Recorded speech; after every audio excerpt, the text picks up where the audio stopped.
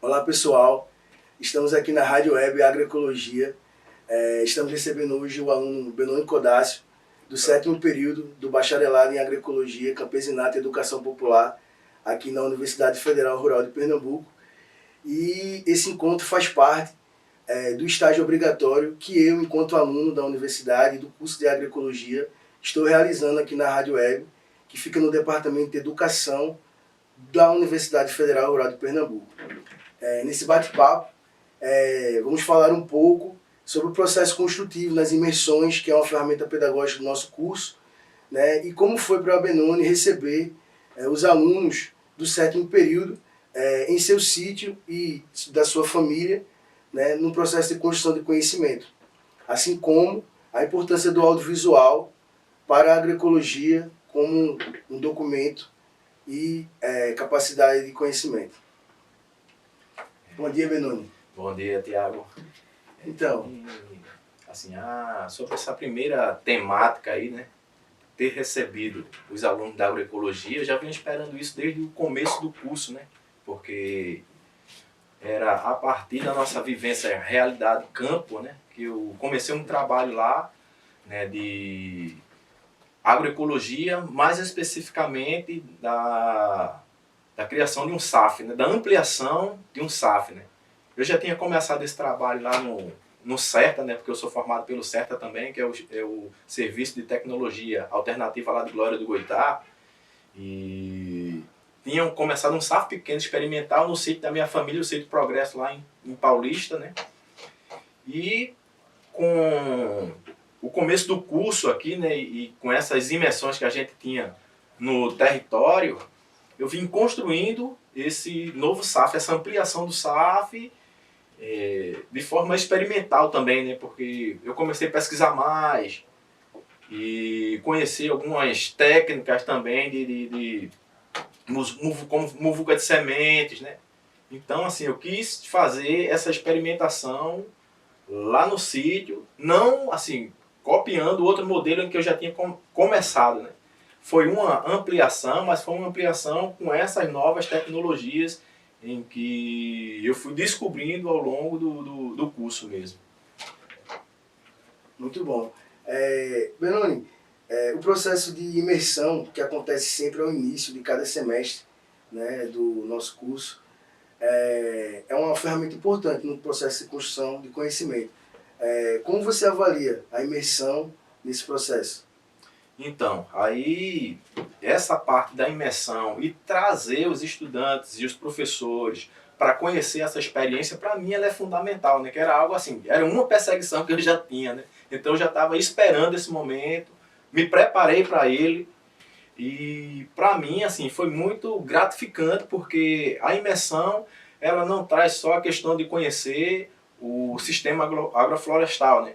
Mas conhecer o meu território, a história da minha família, que é uma história de conflito com a família Lundgren, que já faz mais de 40 anos que a gente está nessa peleja, né? E ainda tem ameaças reais da gente perder a terra, né? A gente já foi expulso de outro sítio e tem essa possibilidade ainda, né, de a gente perder novamente a propriedade em que a gente tem por direito, porque eu sou de uma família que em sua origem ela é camponesa, né? Então, assim, levar os estudantes e os professores para conhecer essa realidade da família e a forma com a qual a gente se estrutura dentro daquela propriedade, para mim, assim, foi muito gratificante, né? Como você pôde ver, né?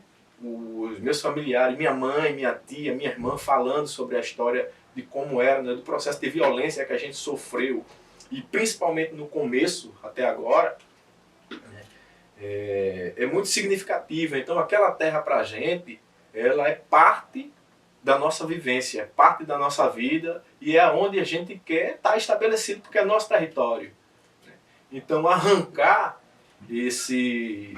essa propriedade da gente não é só arrancar uma propriedade, é arrancar uma parte da nossa história. Então a gente se agarra a essa propriedade com unhas e dentes porque a gente entende que é legítimo o nosso estar naquele lugar. Existir, plantar, criar, colher, comercializar quando necessário. Então é muito mais do que só uma propriedade, né? Então, assim, para a gente foi muito gratificante, não só para mim, mas como para toda a família, trazer as pessoas do curso para conhecer essa realidade, porque a gente cria laços, a gente cria teias e vai se fortalecendo nesse processo de luta, né? Muito bom, Melanie. Nesse processo da imersão, né, que os alunos tiveram no seu território, né, juntamente com a sua família, você apresentou para a gente alguns benefícios que a agroecologia trouxe, né, para o seu território. Fala um pouquinho para mim sobre o que foi que a turma viu de alguns manejos que você já fez lá na propriedade. Acho que teve muito, assim, a questão da cobertura, né? A cobertura morta, né? Ali, o sítio ele fica nas margens da PE15, onde tem aqueles canteiros grandões lá. E acho que pelo menos de 4 em 4 meses, a prefeitura vai e faz uma poda naqueles matos que tem ali, que fica aquela matéria orgânica. E o que é que acontece? Eles juntam, o carro do lixo vem e leva para o lixão. Assim, eu tive a sacada de trazer essa matéria orgânica, apesar de ser uma matéria orgânica que está saindo de fora, está vindo de fora, né? Mas aproveitar aquilo para melhorar as questões de solo, do safo, de cobertura e de reposição de matéria orgânica, né? Até, assim, as plantas lá, elas se estabelecerem ao ponto de a gente ter as plantas de serviço como uma planta que vai ser podada, que vai cobrir solo, que vai fazer todo aquele processo que a gente já entende e conhece, né, que um sistema florestal ele precisa, né?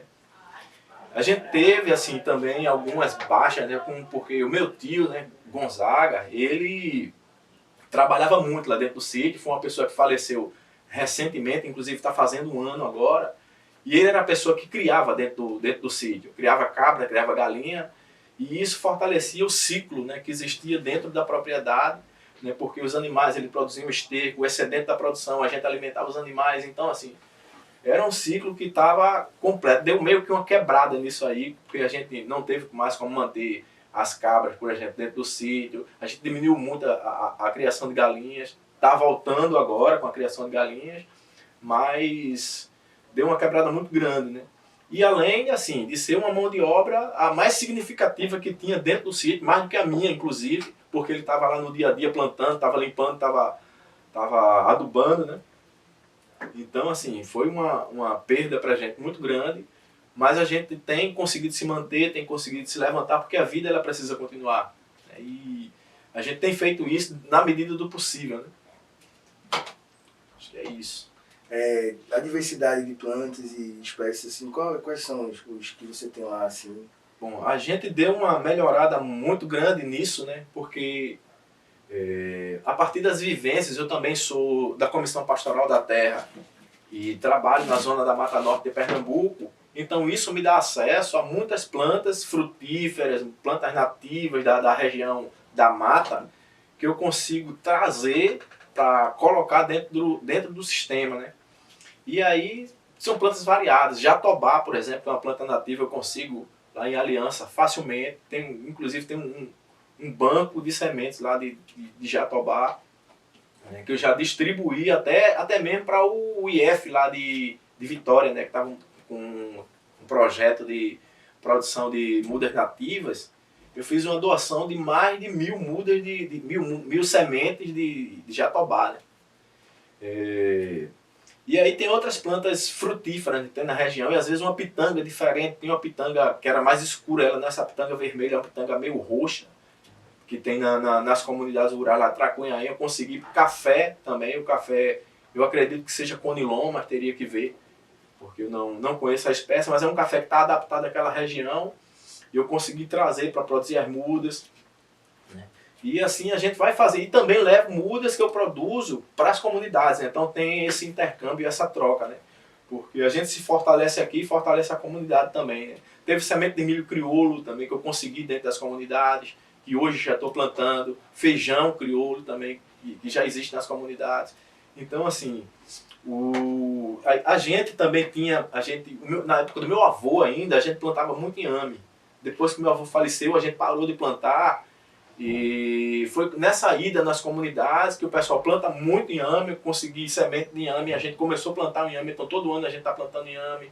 Macaxeira, a gente tinha um tipo de macaxeira lá que na propriedade, hoje a gente tem 8 tipos de macaxeira diferentes, que são essas sementes que eu pego nas comunidades. E às vezes levo essas próprias sementes para outras comunidades que não tem, né? Das macaxeiras que tem lá, a gente tem uma que eu não sei o nome dela, uma comum, né? Mas tem a macaxeira branca, tem a macaxeira rosinha, né? A rosinha verdadeira, tem a macaxeira Santo Estevão, tem a macaxeira a Bahia Preta, tem a paraense branca e a paraense vermelha. Então assim, tem uma variedade grande e tem uma espécie que nasceu lá de semente, né? Eu não sei nem o nome que dá aquilo ali. Porque elas cruzam também, né? E quando cai as sementes, às vezes dá uma variedade nova, né? E a gente tá com essas variedades, só de macaxeira, de banana, eu também eu acho que uns 7, 8 tipos de banana diferentes. Né? Tem a banana roxa, a banana maçã, banana pão, banana comprida, banana prata, anão do alto, anão do baixo, a pratinha. Então assim, tem uma variedade grande de bananas, né? Então assim, a gente foi cada vez mais melhorando o sistema, né, a partir desses intercâmbios, dessa troca de sementes, né, de sementes crioulas. Benoni, a gente pôde vivenciar no Sítio Progresso, em Paulista, né, o processo de criação de abelhas, né, estabelecido, né, no seu território, com a sua família. Eu queria que você falasse um pouquinho pra gente sobre isso. O sítio ele fica na fronteira ali com a reserva de Mata Atlântica da Jaguarana, né? Eu acho que é a única coisa que a família Lundgren ela conseguiu manter, né, intacta ali, entre aspas, né? E o meu pai tinha um amigo chamado Alexandre Moura, que deu a ideia de ele, Alexandre já era apicultor, e aí ele deu a ideia para meu pai para começar a criar abelha lá, né? Meu pai aceitou, então ele levou algumas caças de abelha, a Apis mellifera, né, que é a abelha italiana africanizada. A gente tem. E foi a partir daí, assim, que a gente, né, eu ainda era muito novo, eu sou mais novo da família, eu ainda era criança, meus irmãos mais velhos começaram a aprender essa profissão, esse ofício da apicultura, né? E depois da apicultura, ele trouxe algumas caixas, né, de abelha urussu, que é a Melipona scutellaris, que é uma abelha que ela é típica da Mata Atlântica, né? E a gente começou a aprender, o criança, mas assim, já no meio daquele processo ali, aprendendo um pouco sobre a meliponicultura, né? Então a gente foi se formando como apicultor e como meliponicultor, né, dentro do sítio. E, assim, esse foi o começo, né? Depois a gente começou a fazer captura de enxame, aprender a dividir colmeias, expandir, trazer outras abelhas, né? Hoje a gente tem a abelha urussu, mas tem também a jataí, a jandaíra, a moça branca, a abelha mosquito, a abelha canudo, né? A iraí.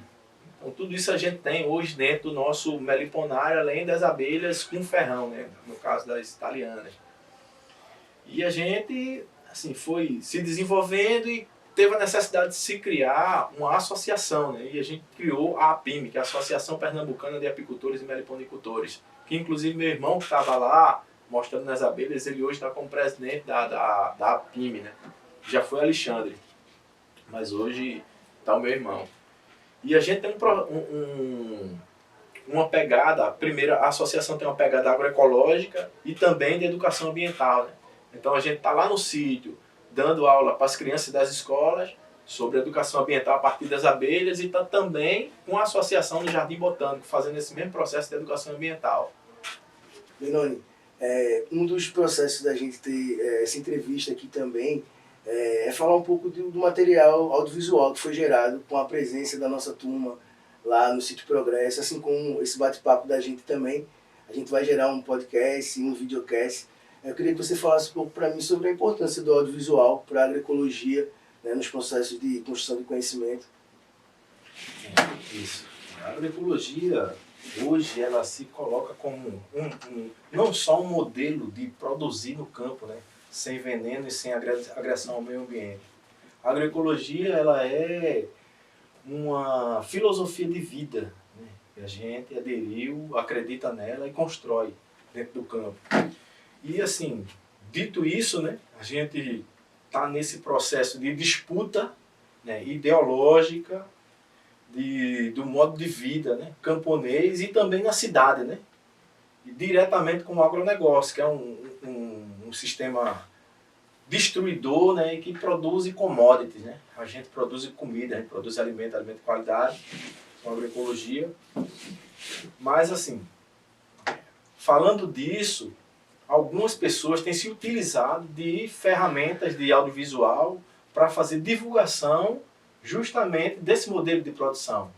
Então, assim, se a gente está construindo um modelo de produção em que é viável, em que é correto e que a gente acredita, os meios de comunicação, né, que está aí, da internet, né, Instagram, Facebook e outras ferramentas que se tem, elas são fundamentais para a gente estar fazendo essa divulgação, né? Porque atinge uma gama maior de pessoas, né? Que não só que está no campo, mas também quem está na cidade e quem está no mundo inteiro, né? Então hoje a gente consegue divulgar para o mundo inteiro aquilo que a gente está fazendo dentro da propriedade da gente, dentro da comunidade, né? De forma agroecológica, né? Então essa ferramenta de comunicação, que é o audiovisual, ela tem um potencial muito grande nesse processo de organização e de disputa, né?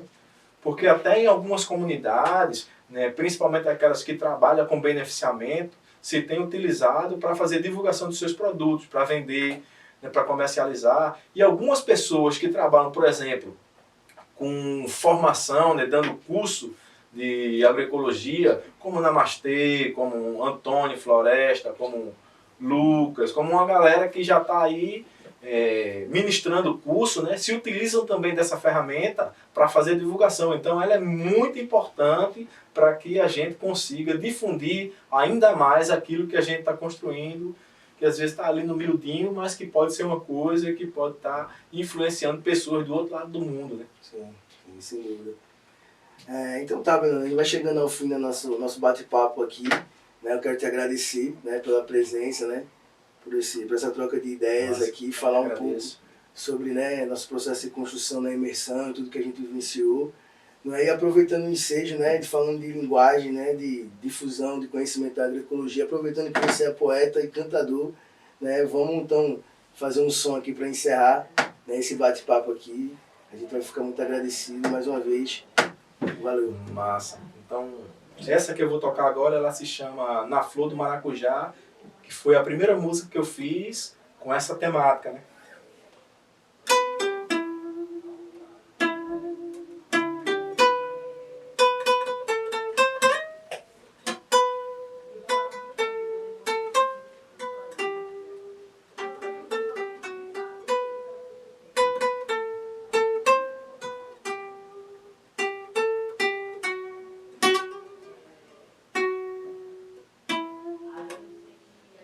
Abelha beijando a flor, passarinhos a voar, borboleta bailarina, mandingueiro mangangá, pousando bem de mansinho na flor do maracujá.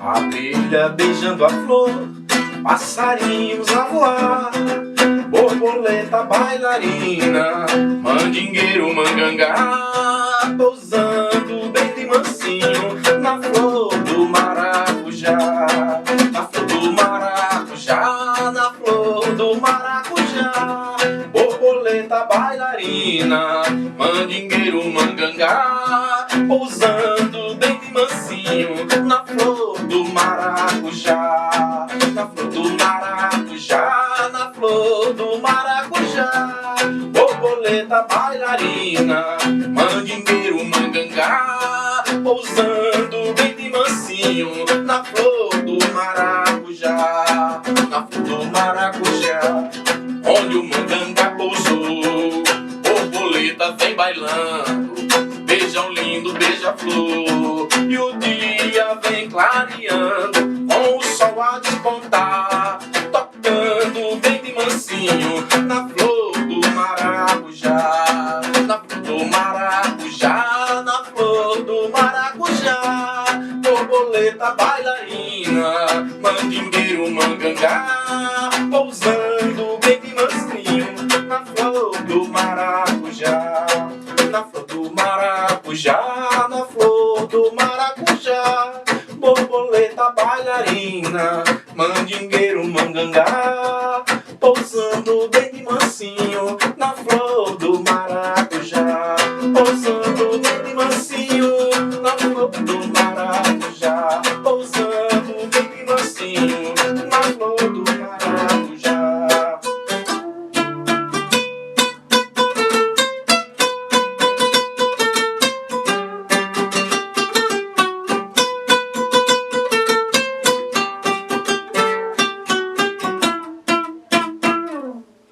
Valeu. Parabéns, Massa. Benoni. Valeu.